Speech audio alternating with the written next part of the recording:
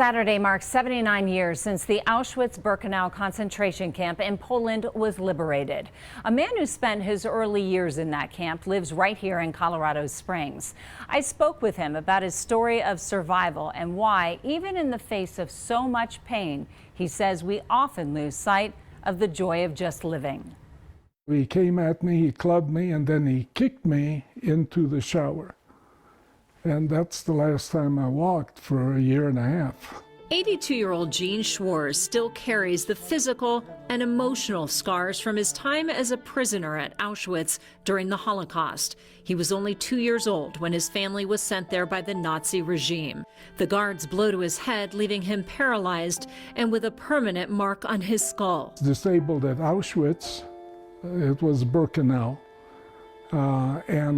Then we were transferred to Neumark, which was one of the Dachau satellite camps. It's his first memory and his only one from the 2 concentration camps where he was a prisoner. For years I had flashbacks of a guard getting up from this gray metal desk and grabbing a club and coming at me. And that's me at First Communion. Schwarz was born in 1941 in an area that was then part of Poland. As a Roman Catholic Polish family, they were targeted by Hitler too. It's why he calls his story the Other Holocaust. There were probably 7 million Poles that died in the concentration camps. He recounts what happened to him with the help of his family in his book, The Other Holocaust. He calls Hitler the greatest robber. He stole the land. He stole the wealth of the Jewish people.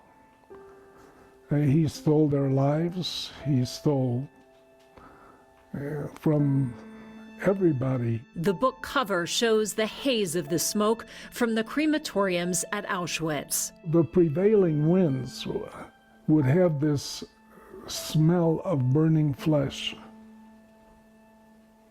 constantly. With the words in German, "Work makes you free."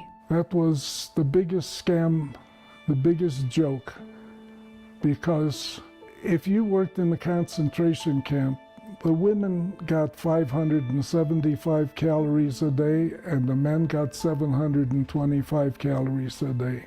At that rate, you could work 2 years and then you died. There was no freedom, basic needs all taken away. A shower only allowed every 3 weeks. I apparently had heard people talking about people dying in showers.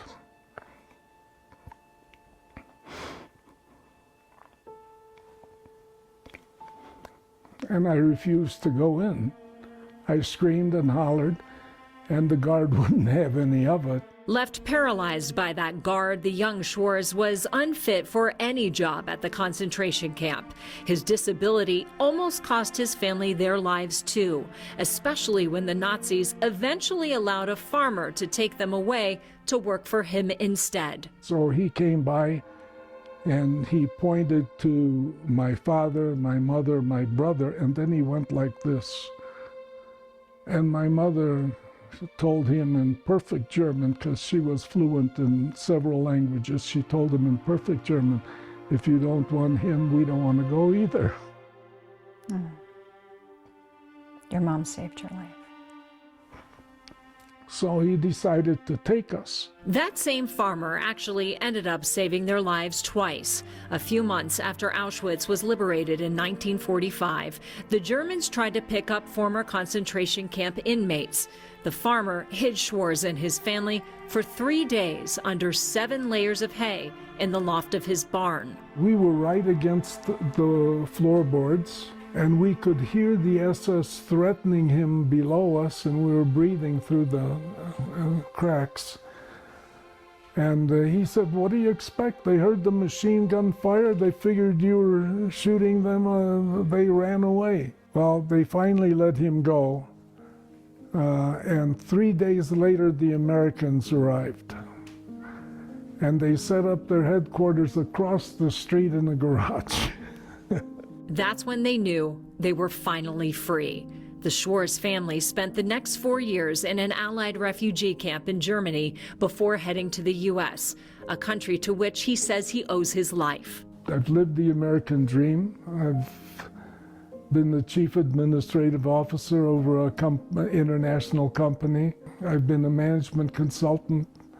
I've had success and perhaps even more than I deserve, but you know, it's all part of God's miracle. A big part of that miracle is his wife, Rosemary. The couple has been married for 60 years. A love founded on a determination to love each other and others well. We are all God's children, and we should treat each other with respect, kindness, and generosity.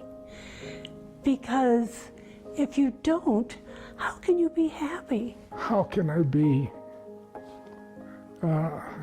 sad? You know, I'm alive. We often forget the miracles that we're given.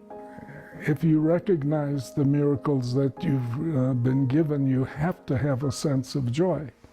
Simple lessons from a man who knows exactly what the power of hate and love can do. Love life, to love God, to love each other. He truly is one of the kindest and most loving men you will ever meet. You can read more of Mr. Schwartz's story in his book, available on Amazon. According to the U.S. Holocaust Memorial Museum, calculating the exact numbers of individuals who were killed as the result of Nazi policies is an impossible task. The museum says there's no single wartime document that spells out how many people were killed. Historians estimate that approximately 6 million Jews were murdered during the Holocaust. Another 1.8 million were non-Jewish Polish civilians.